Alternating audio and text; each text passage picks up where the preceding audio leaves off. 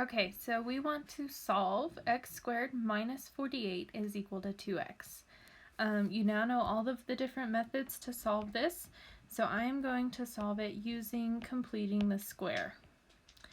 So first I want to move the 2x over to the other side, and then I do want to move the 48 to the right side.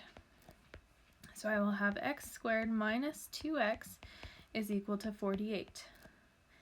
Then I will divide the b by 2, so that gives me -1, and then I square that, which gives me a +1. So that's what will be added to both sides of my equation.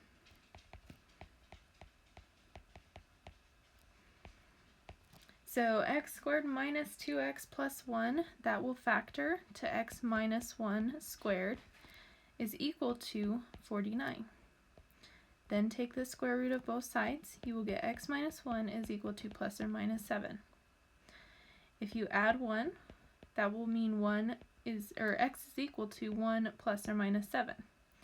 So we can have x is equal to 8 or x is equal to -6.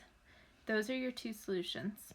So in the Google form, write them from smallest to largest, so -6 and 8.